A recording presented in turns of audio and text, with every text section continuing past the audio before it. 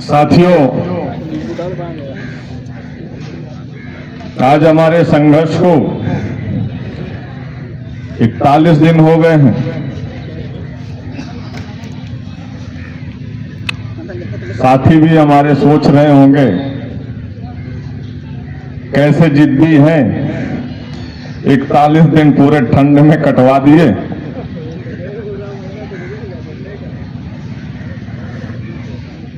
और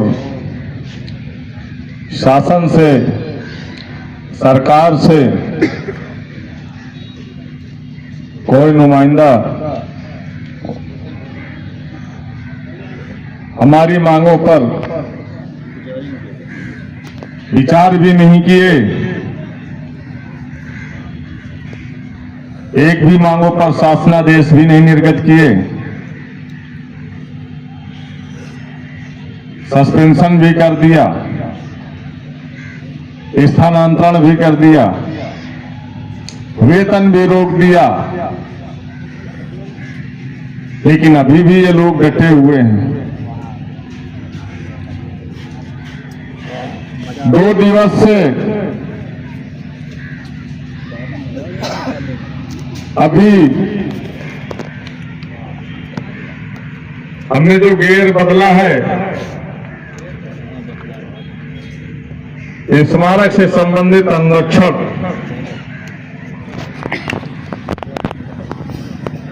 स्मारक संबंधित अंगरक्षक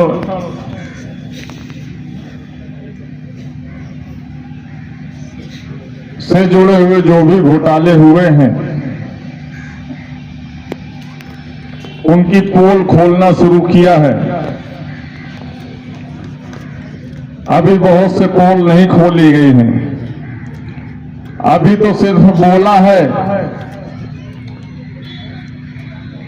जिस दिन राइटिंग करना शुरू कर देंगे, अधिकारियों में आपस में ही फाइटिंग शुरू हो जाएगी कि 2 करोड़ तुमने खाए थे, 1 करोड़ तुमने खाए थे।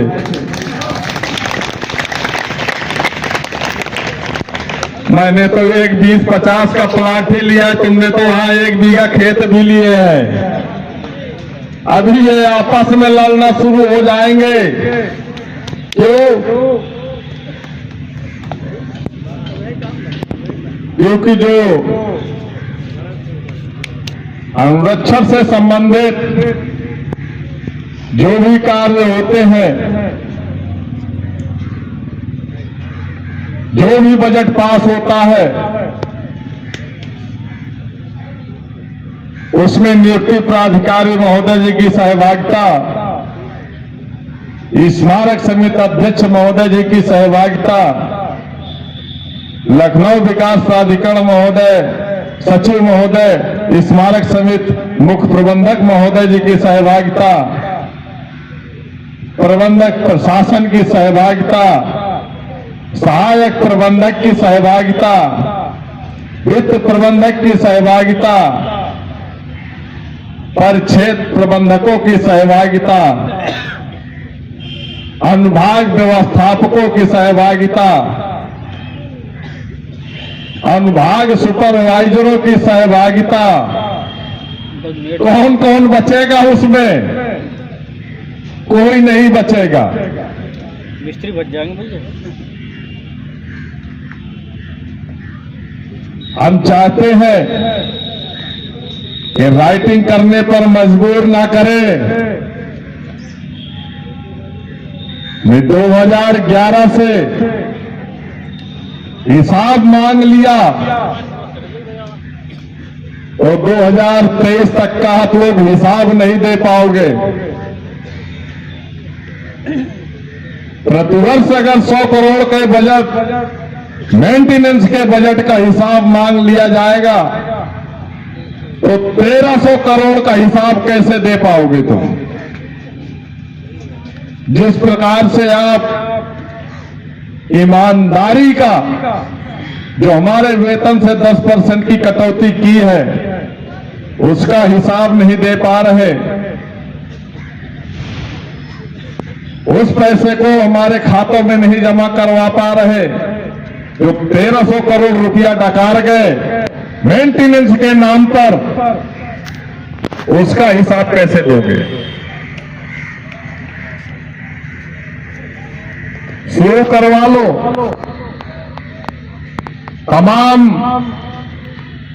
वो ठेकेदार आपके तैयार होंगे बना करके देने वाले बिल कि हाँ हमने आपका यहां पर काम किया, हमने यहां पर काम किया। तो ठेकेदार भी ऐसे लिख करके देने वाला नहीं है कि मैंने आपके यहां इको गार्डन धरना स्थल पर 2 करोड़ रुपए का काम किया, जब वो भी 50 लाख लेगा तभी लिख करके देगा, ऐसे लिख करके नहीं देगा आपको।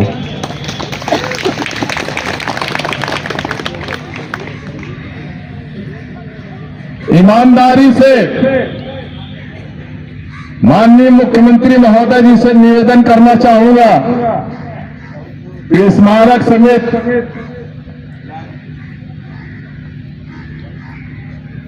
2011 से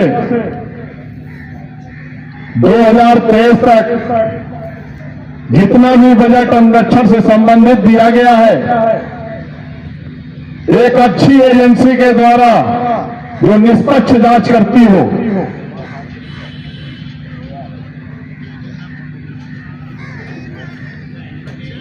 इसकी जांच करवाए।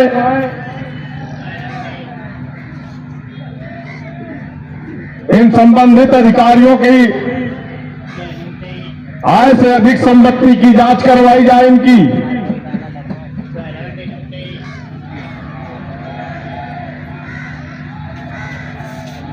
जितना भी स्टोर से संबंधित सामग्रियां आती हैं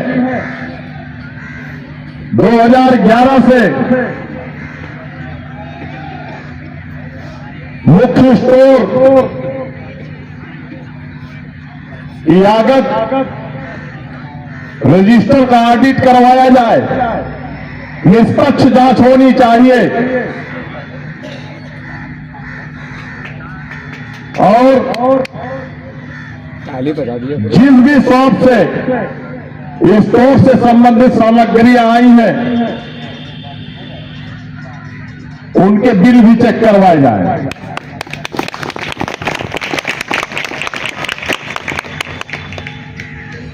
किसी भी समय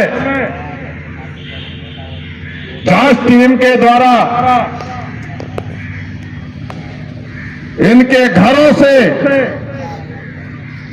स्मारक से संबंधित जो भी सामग्रियां पाई जाए उसको कलेक्ट किया जाए।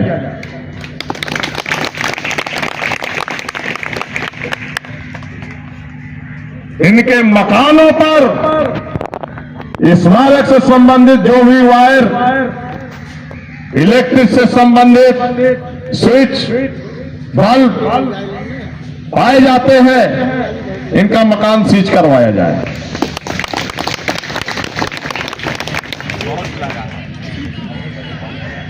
क्योंकि 41 दिन हो गए, मजबूर कर रहे हैं। रमाबाई मुख्यालय में प्लांट एसी लगा हुआ है और बिहार शांति उपवन में प्लांट एसी लगा हुआ है। प्लांट एसी होते हुए भी इन लोगों को अपने पर्सनल रूम में एक सेपरेट एसी चाहिए, वो भी स्मारक समिति के पीआई के पैसे से लगवाना है इनको।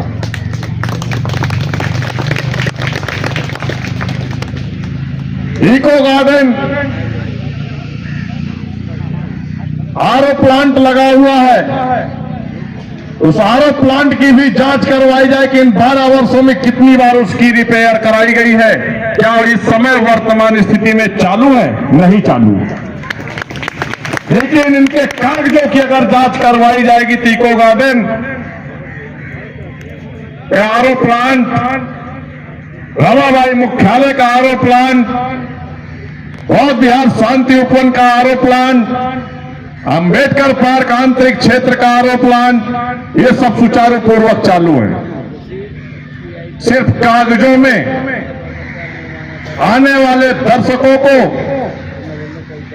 पानी की व्यवस्था उपलब्ध नहीं हो पाती। जो भी व्यवस्थाएं दी गई इन संबंधित अधिकारियों के द्वारा उसको भ्रष्ट कर दिया गया।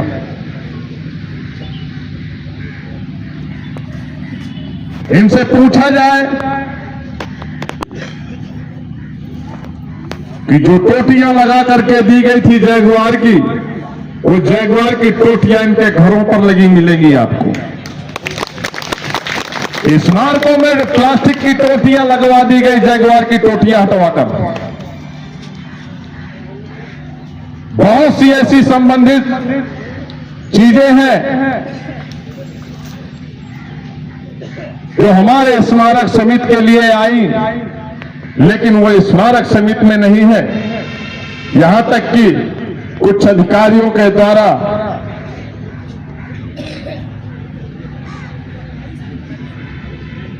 सोनी जैसे एलईडी टीवियां तक उतरवा के घरों पर लगा लिया। शर्म आनी चाहिए तुमको। जो व्यवस्थाएं ऑफिसों के लिए दी गई थी, उन व्यवस्थाओं को बाधित करके आप अपने स्वयं के आवास पे लेना चाहते हैं।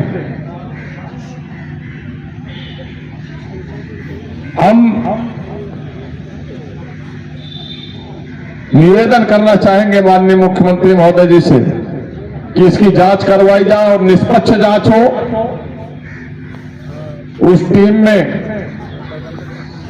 स्मारक समिति से हमारा भी नाम डाला जाए, विमलेश वर्मा जी का भी नाम डाला जाए, विवेकानंद तिवारी जी का भी नाम डाला जाए। टीम में 5-6 लोगों की ऐसी हमारी भी टीम गठित की जाए जिससे हम निष्पक्ष जांच करवा सके उस पर।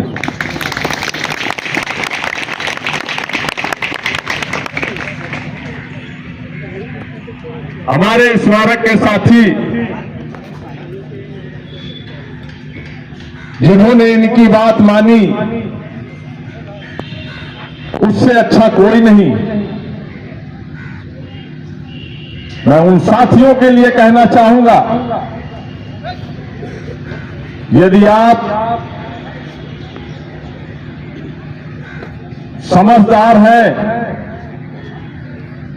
चाटुकारिता करते हैं तो शौक से करो, लेकिन जो प्रतिमाह 10 से 15 हजार रुपए की आर्थिक क्षति आप लोगों की वेतन से हो रही है, जो आपका अधिकार है, आपको मिलना चाहिए। यदि आपको वो क्षति जो हो रही है मासिक उतनी आय उस अधिकारी के तलवे चाटने पर मिल रही हो तो आप बेशक करो, लेकिन हमारे साथियों के साथ जो दुर्व्यवहार हो रहा है, जो आर्थिक क्षति हमारे साथियों को प्रतिमाएं हो रही है, सीपीएफ के आर्थिक क्षति जो पहुंचाई जा रही है, कहीं ना कहीं आपके परिवार को, आपके बच्चों का भविष्य अंधकार में ले जाने का काम कर रही है। हम निरंतर संघर्ष कर रहे हैं। किसी भाई साहब ने एक नारा दिया था, निकलो अपने मकानों से और जंग लड़ो इन बेईमानों से। निकलना पड़ेगा आपको, और नहीं निकलोगे तो कल हमसे पूछने का आपका किसी भी प्रकार से कोई दायित्व नहीं है कि आप भी लड़ाई लड़े थे, आपने क्या पाया। हम अपना काम कर रहे हैं, हम यहां पर बैठे हैं, भले ही हमारी 4000 कर्मचारियों का संख्या बल नहीं मिल रहा, लेकिन उनमें 700-800 कर्मचारियों का संख्या बल मिल रहा है। हम उन 700-800 कर्मचारियों के संख्या बल में संघर्ष और अपनी मांगों को मनवा कर ही उठेंगे यहां से। लेकिन आप अपनी जमीन पर, अपने गलेबान पर और अपने मन के विश्वास पर एक बार झांक करके जरूर देखिएगा, क्या हमें साथ देना चाहिए या नहीं देना चाहिए।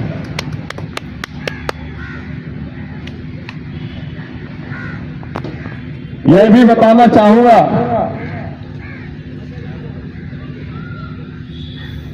आप यह मत सोचिएगा कि 41 दिनों में हमने क्या पाया है। हमने मालूम है क्या पाया है। हम लोग तो दिन भर परिश्रम करते हैं, संघर्ष करते हैं और थक के रात में आराम से सो जाते हैं। लेकिन जिन चीजों के लिए संघर्ष कर रहे हैं, कुछ उच्च अधिकारियों की नींदें छीन ली, हमने यही पाया है। वो सो नहीं पा रहे हैं सुकून से, दिन रात वो हमारे बारे में ही सोचते हैं। हम उनका शुक्रिया अदा करेंगे, वो अपने बारे में कम, हमारे बारे में ज्यादा सोचते हैं।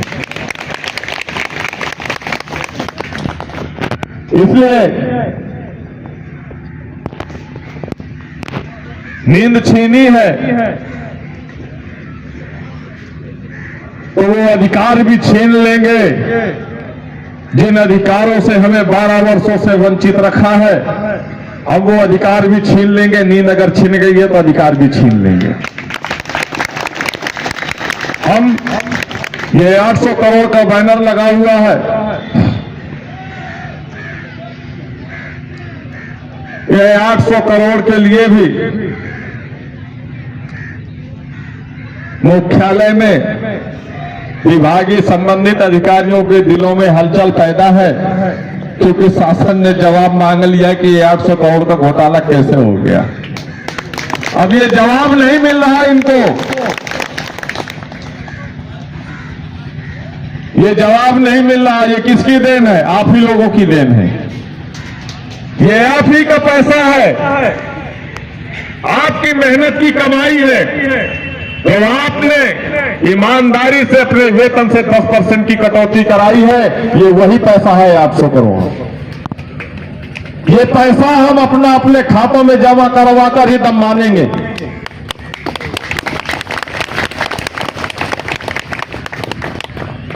यदि इसी तरह संघर्ष आप लोगों का जारी रहा और आप सभी लोगों का सहयोग मिला तो मैं आप लोगों से वादा करता हूं, जितने भी दोषी अधिकारी हैं, अंगरक्षण से संबंधित जितना भी घोटाला हुआ है 12 वर्षों में, ये लगभग 1200-1400 करोड़ का, इसका वही हिसाब हम ले लेंगे। इनसे देना पड़ेगा, इनको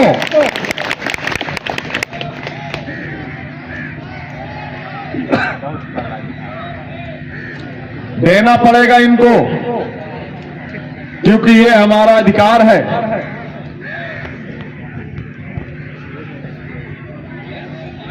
हम आपके एक इशारे पर जहां बोल देते हैं वहां काम करने के लिए तैयार हो जाते हैं।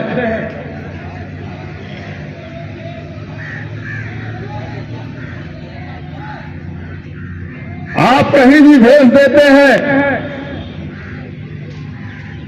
कि वहां 200 कर्मचारी चले जाएं, 200 कर्मचारियों को वहां भेज दिया जाता है और निष्ठा ईमानदारी के साथ अपने कर्तव्य को पालन करके वापस आता है। लेकिन आपको मैं ये बता दूं साथियों, वो 200 कर्मचारी ऐसे नहीं भेजे जाते। उन 200 मजदूरों का टेंडर होता है और उसका पैसा ये लोग कलेक्ट करते हैं और स्मारक के कर्मचारियों को वहां भेज करके काम करवाते हैं लोग। मैं दावे के साथ कह सकता हूं कि जनेश्वर मिश्र पार्क में हमारे स्मारक समिति के 400 कर्मचारी लगे हुए हैं। जनेश्वर मिश्र पार्क के लिए भी सफाई के लिए कर्मचारियों को रखने के लिए टेंडर होते हैं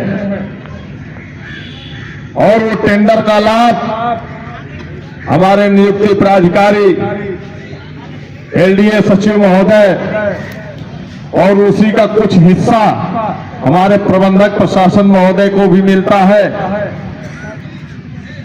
और ये अपने स्मारक समिति के कर्मचारियों को Janeshwar Mishra park, river front, रोडल park, पता नहीं कौन कौन से पार्कों में लगा रखे हैं।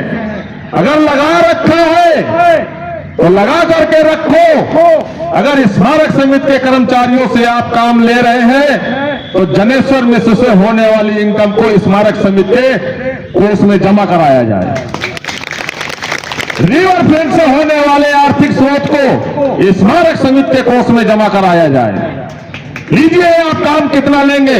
हमारे स्मारक कर्मचारी कमजोर नहीं है, लाचार नहीं है, मजबूत आए हैं, काम करेंगे, लेकिन उनको काम भी दिया जाए।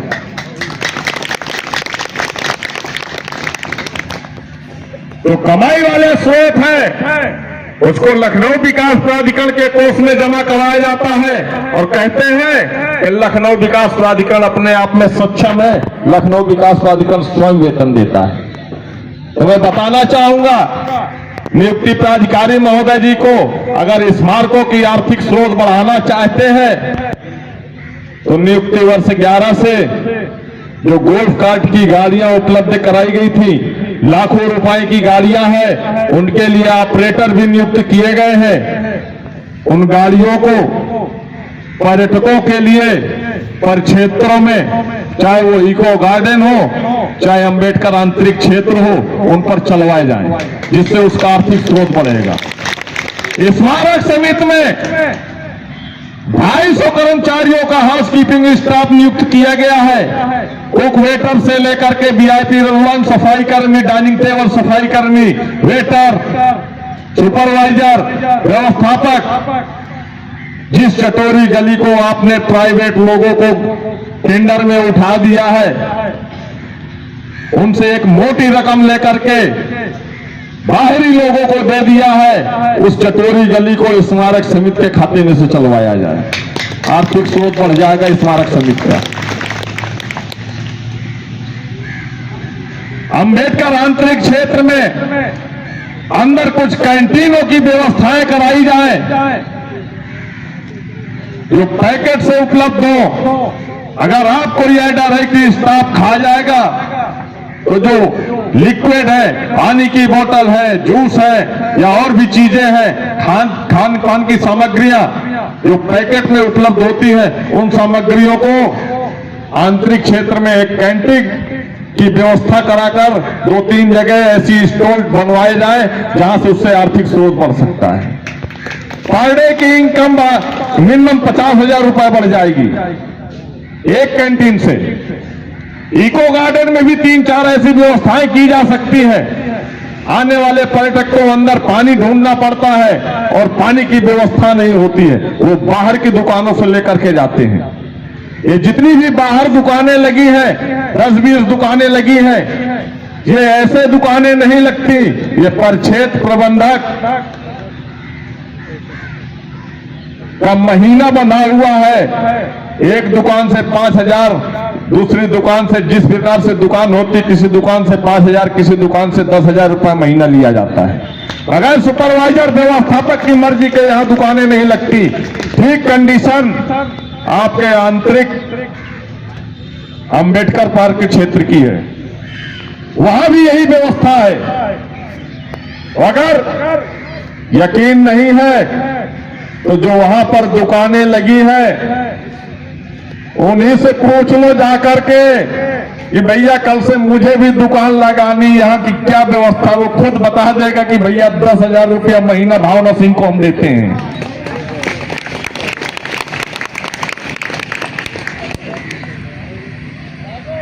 पिकनिक व्यवस्था की भी व्यवस्था, जो पार्किंग है अंबेडकर क्षेत्र की,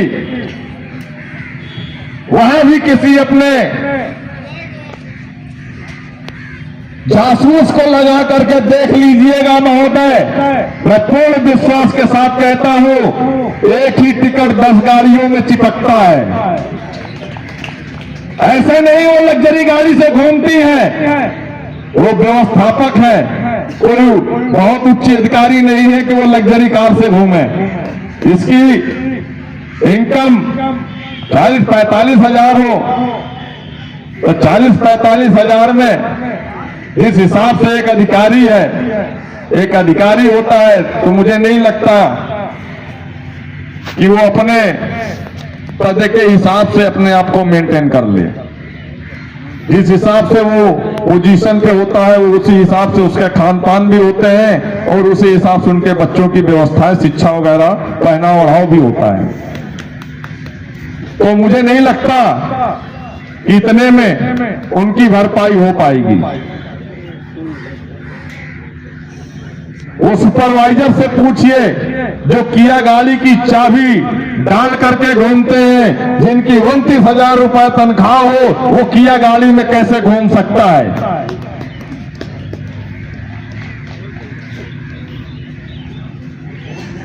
हम कोई पोल नहीं खोलना चाहते, हम कुछ बताना भी नहीं चाहते कि हमारे स्मारक समिति के अधिकारियों के अंदर क्या चल रहा है। पोल खोलिए, हम इतना चाहते हैं पोल खोलिए, जब तक पोल कि नहीं हमारी मांगे जल्द निस्तारित नहीं की गई, हमारे शासनादेश नहीं निर्गत किए गए, ना खोलोगे हम खोलेंगे। तो हम राइटिंग में आप लोगों की पोलें खोलना शुरू कर देंगे और ये हमारे जितने कर्मचारी साथी बैठे हैं ये उसके गवाह होंगे। इतने लोगों की गवाही आपको फांसी की भी सजा सुनवा सकती है।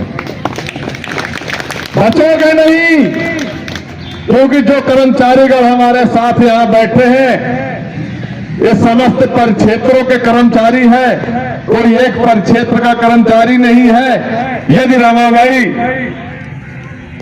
अंबेडकर मैदान के प्रबंधक श्री डॉक्टर आशीष सोच रहे हो कि रमाबाई से मेरे यहां से कोई कर्मचारी नहीं जाता, मेरी कुर्सी बची है, तो मैं उनको भी बता दूं कि यहां भी आपके परिक्षेत्र के सैकड़ों कर्मचारी उपस्थित हैं। कांसी राम के प्रबंधक अगर यह सोच रहे हो यहां हमारे यहां का कर्मचारी नहीं है, तो ये उनकी भूल है। उनके यहाँ के भी सैकड़ों कर्मचारी उपस्थित हैं। अंबेडकर पार्क के भी प्रबंधक अगर ये सोच रहे हैं कि वहां का कर्मचारी नहीं है, तो समस्त परिक्षेत्र के कर्मचारी यहां पर उपस्थित होते हैं, क्योंकि वो जग गए हैं, अब उनको आप सुला नहीं सकते।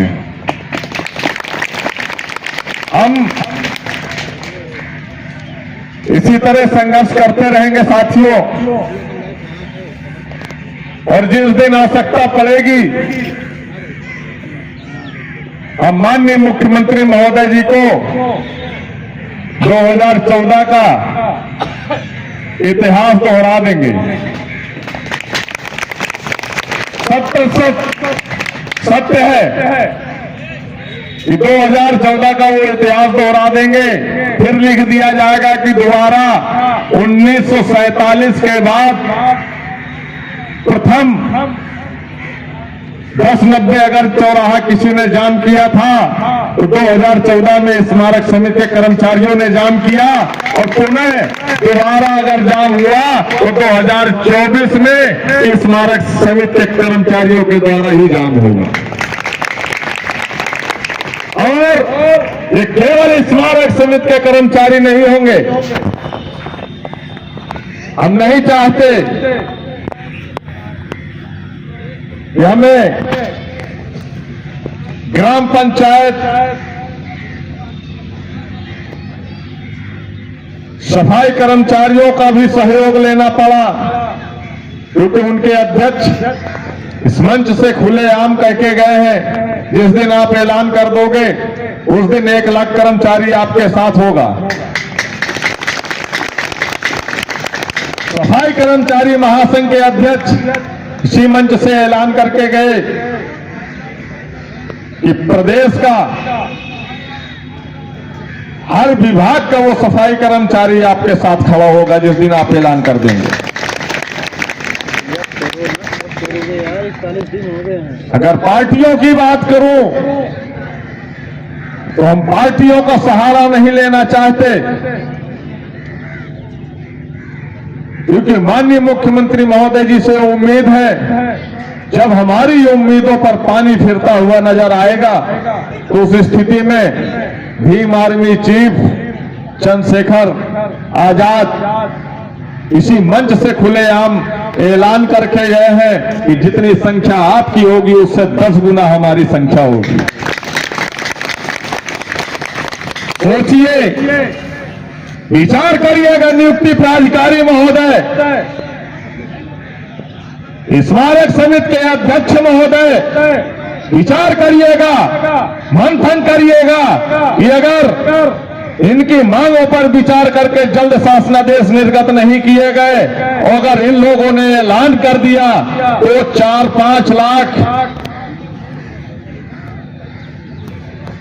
जन सैलाब लखनऊ की धरती पर उमड़ेगा तो क्या नजारा होगा लखनऊ का।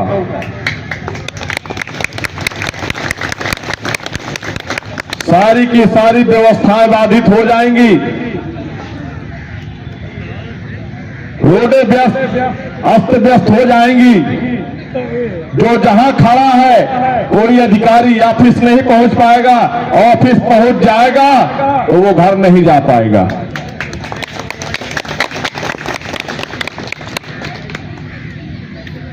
हम कब करोगे? वे स्थितियां लाना नहीं चाहते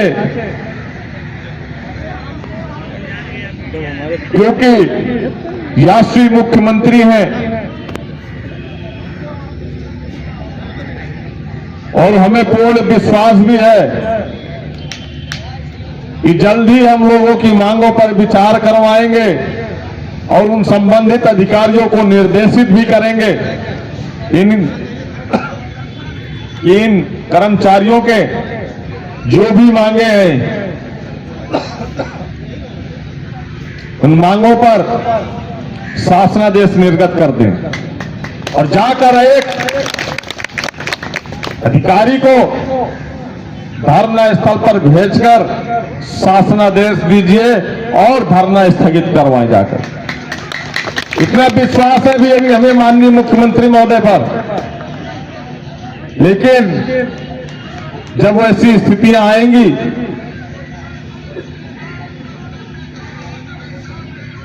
तो विचार करने पर विवश किया जाएगा तो अवश्य फिर विचार करना ही पड़ेगा। कर लो भैया, क्योंकि क्या विवश करेंगे यार? समय नजदीक है, 2024 का लोकसभा चुनाव। माननीय मुख्यमंत्री महोदय जी को बताना चाहूंगा, स्मारक समिति से 1400 से 1500 कर्मचारी निर्वाचन का कार्य बीएलओ और सुपरवाइजर के रूप में कर रहे हैं।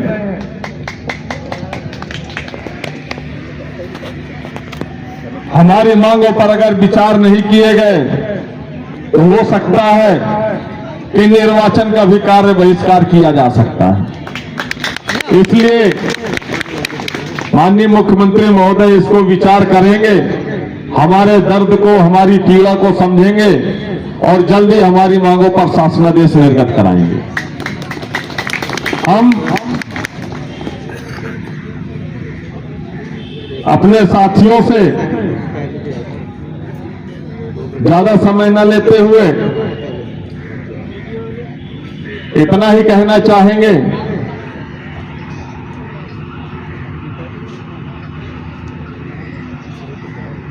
इसी तरह संघर्ष अपना जारी रखें। सफलता आप लोगों के कदम अवश्य चूमेगी, पूर्ण विश्वास है। उन्हें भी लगता है कि शासन को ये महसूस होता है, देखना है, निर्गत तो करना ही है, 2 दिन और टाल लो, शायद ये टूट जाए, फिर 2 दिन बाद सोचते 2 दिन और देख लो, शायद ये टूट जाए। इसी विश्वास में आज 41 दिन हम पार कर लिए हैं, लेकिन आपको सोचना नहीं है, आपको शासनादेश निर्गत करना है। क्योंकि हम बता दें आपको, हम उसी बैनर तले बैठे हैं, आश्वासन नहीं शासनादेश चाहिए।